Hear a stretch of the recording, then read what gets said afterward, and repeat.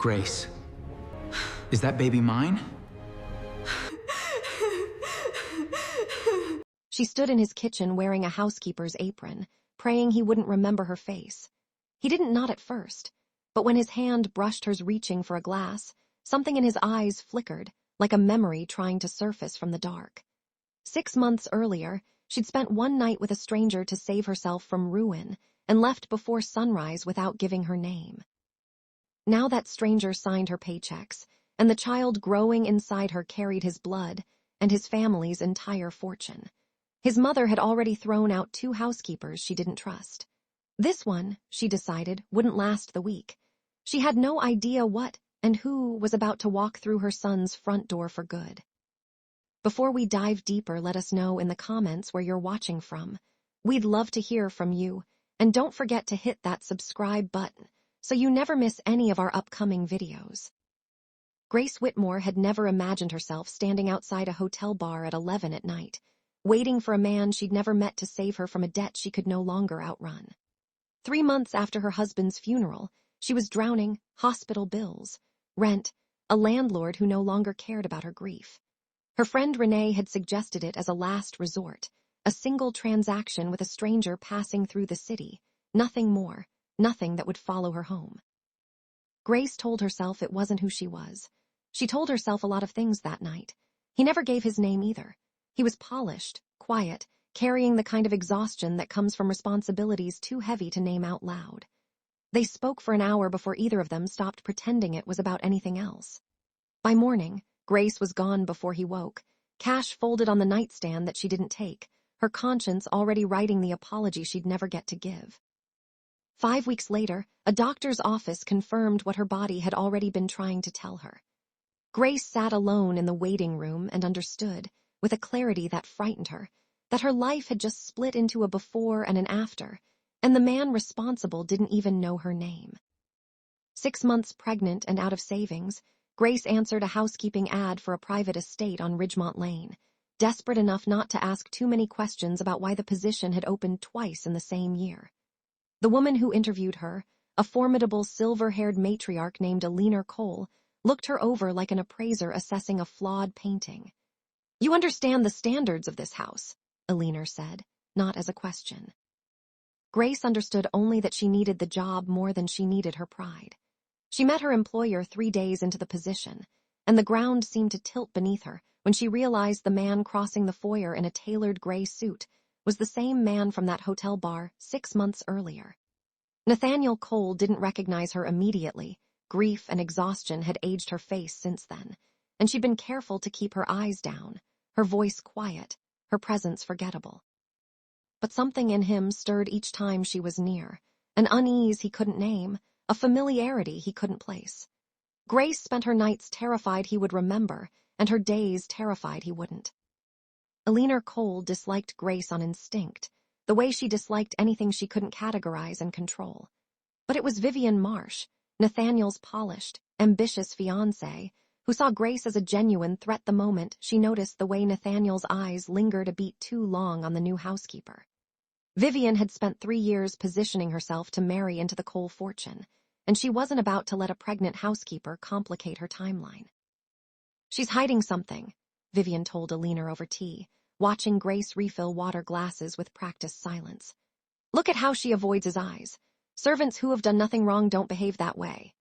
Heir, already suspicious by nature, needed little convincing. Within the week, Grace found her hours quietly extended, her room reassigned to a smaller space near the laundry, small cruelties designed to push her toward resignation without anyone having to admit what they were doing. Nathaniel intervened more than once, correcting his mother's tone, questioning why the newest member of his staff was being treated with such coldness. He couldn't explain his own protectiveness, only that something about Grace unsettled him in a way he hadn't felt in years. The truth arrived the way truths often do, sideways, and at the worst possible moment.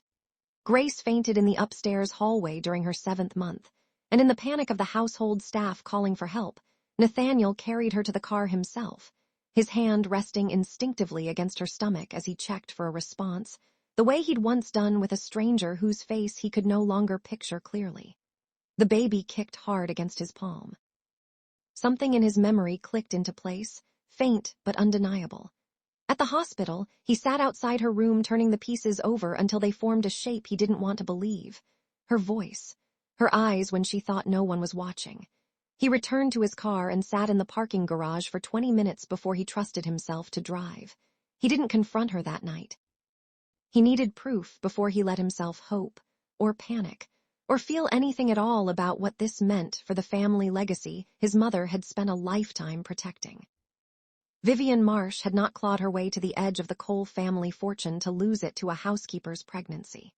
When she overheard Nathaniel quietly arranging a paternity test, she made 2 calls, one to a private investigator she'd used before to handle inconvenient people, and one to the clinic itself, where a generous bribe convinced a technician to misplace the sample and delay the results indefinitely.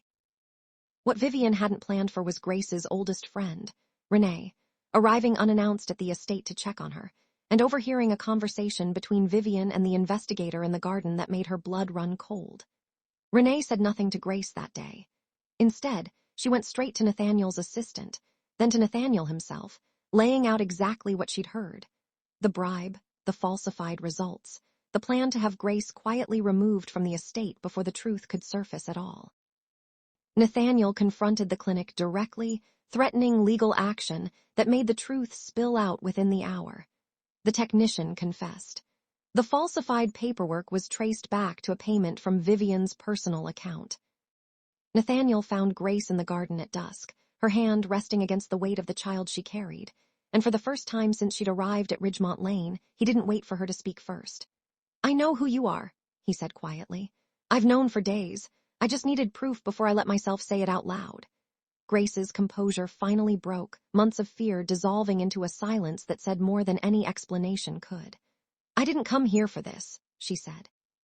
"I didn't even know your name that night. I never meant for any of this to touch your family." Nathaniel took her hand, the same hand he'd once held across a hotel bar without knowing what it would come to mean. "You didn't do anything wrong, Grace. I'm the one who let my mother and Vivian nearly cost me the 2 people who matter most."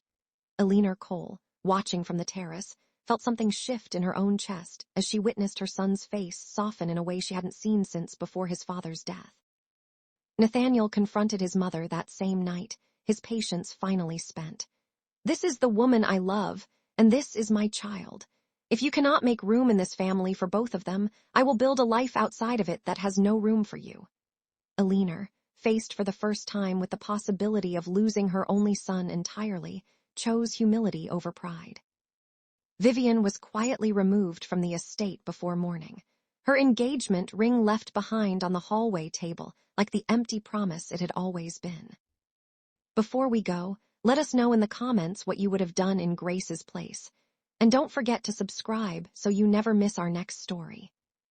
Grace gave birth to a son 3 weeks later, and Eleanor Cole was the first person outside the delivery room to hold him, tears in her eyes as she whispered an apology to the woman she had once tried to push out the door.